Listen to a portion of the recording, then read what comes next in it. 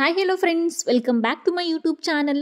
ಇವತ್ತು ನನ್ನ ಚಾನಲಲ್ಲಿ ಪಾಲಕ್ ರೈಸನ್ನು ಯಾವ ರೀತಿ ಮಾಡೋದು ಅಂತ ತುಂಬ ಈಸಿಯಾಗಿ ತಿಳಿಸ್ಕೊಡ್ತಾ ಇದ್ದೀನಿ ಫ್ರೆಂಡ್ಸ್. ನೀವು ಕೂಡ ಒಂದ್ಸರಿ ಈ ರೀತಿಯಾಗಿ ಟ್ರೈ ಮಾಡಿ ನೋಡಿ, ಖಂಡಿತ ತುಂಬ ಸೂಪರಾಗಿ ಬರ್ತಾ ಇದೆ.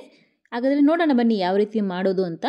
ಮೊದಲಿಗೆ ನಾನು ಇಲ್ಲಿ ಒಂದು ಪಾತ್ರೆಯನ್ನು ತೆಗೆದುಕೊಂಡ್ಬಿಟ್ಟು ಅದಕ್ಕೆ ಸ್ವಲ್ಪ ನೀರನ್ನು ಹಾಕ್ಕೊಂಡು ನೀರು ಬಿಸಿ ಆದ ನಂತರ ಇಲ್ಲಿ ನಾನು 1 ಕಟ್ಟಷ್ಟು ಪಾಲಕ್ ಸೊಪ್ಪನ್ನು ನಾನು ಇಲ್ಲಿ ಬೇಯಿಸ್ಕೊಳ್ತಾ ಇದ್ದೀನಿ. ನೀರಲ್ಲಿ ಇದು ಹಸಿ ವಾಸನೆ ಹೋಗೋದಕ್ಕೋಸ್ಕರ ನಾನು ಇಲ್ಲಿ ಪಾಲಕನ್ನು ಸ್ವಲ್ಪ ಬೇಯಿಸ್ಕೊಳ್ತಾ ಇದ್ದೀನಿ.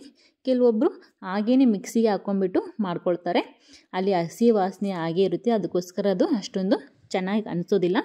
ಅದಕ್ಕೋಸ್ಕರ ಪಾಲಕ್ ಸೊಪ್ಪನ್ನು ಸ್ವಲ್ಪ ಕ್ಲೀನಾಗಿ ತೊಳೆದಿಟ್ಕೊಂಡ್ಬಿಟ್ಟು ನಾನು ಸ್ವಲ್ಪ ಬಿಸಿ ನೀರು ಜೊತೆಗೆ ನಾನಿಲ್ಲಿ ಬೇಯಿಸ್ಕೊಳ್ತಾ ಇದ್ದೀನಿ.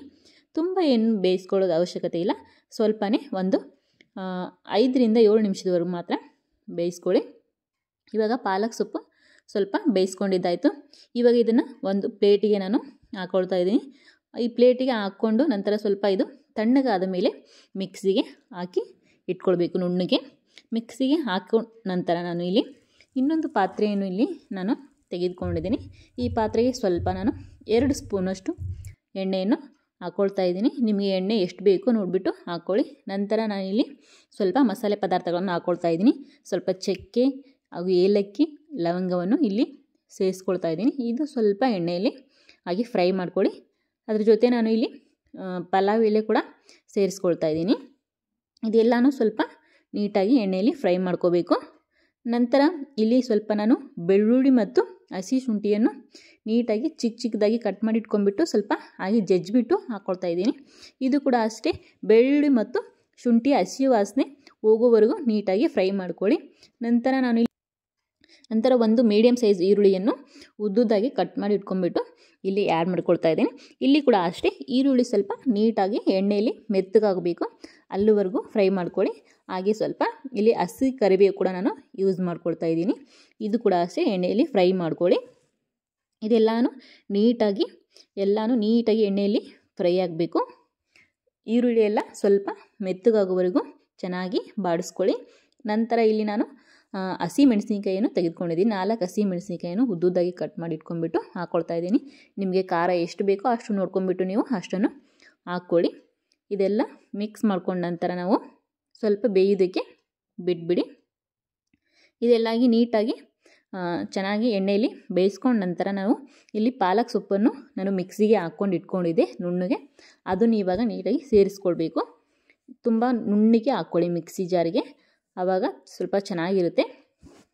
ಪಾಲಕ್ ಸೊಪ್ಪನ್ನು ಯಾರು ಇಷ್ಟಪಡೋದಲ್ವೋ ಈ ರೀತಿಯಾಗಿ ಪಾಲಕ್ ರೈಸ್ ಕೊಟ್ಟರೆ ತುಂಬ ಇಷ್ಟಪಟ್ಟು ತಿಂತಾರೆ. ಈಗ ಪಾಲಕ್ ಸೊಪ್ಪು ದೇಹಕ್ಕೆ ತುಂಬ ಒಳ್ಳೆಯದು ಕೂಡ. ಇದರಲ್ಲಿ ಐರನ್ ಕಂಟೆಂಟು ತುಂಬ ಜಾಸ್ತಿ ಇರುತ್ತೆ, ಅದಕ್ಕೋಸ್ಕರ ಪಾಲಕ್ ಸೊಪ್ಪನ್ನು ನಾವು ತಿನ್ನಬೇಕು. ನಂತರ ಸ್ವಲ್ಪ ಇಲ್ಲಿ ಪಾಲಕ್ ಸೊಪ್ಪೆಲ್ಲ ಎಣ್ಣೆಯಲ್ಲಿ ಬೆಂದ ಮೇಲೆ ಸ್ವಲ್ಪ ನಾನು ಅರಿಶಿನ ಹಾಗೂ ಉಪ್ಪನ್ನು ಹಾಕ್ಕೊಂಡ್ಬಿಟ್ಟು ಚೆನ್ನಾಗಿ ಮಿಕ್ಸ್ ಮಾಡ್ಕೊಳ್ತಾ ಇದ್ದೀನಿ. ನಿಮಗೆ ರುಚಿಗೆ ಎಷ್ಟು ಬೇಕೋ ಅಷ್ಟು ಉಪ್ಪನ್ನು ಸೇರಿಸ್ಕೊಂಡ್ಬಿಟ್ಟು ಚೆನ್ನಾಗಿ ಮಿಕ್ಸ್ ಮಾಡ್ಕೊಳ್ಳಿ. ಬೇಸಿಗೆಯಲ್ಲಿ ಪಾಲಕ್ ಸೊಪ್ಪು ತಿನ್ನೋದ್ರಿಂದ ನಮ್ಮ ದೇಹ ತುಂಬ ತಂಪಾಗಿ ಕೂಡ ಇರುತ್ತೆ.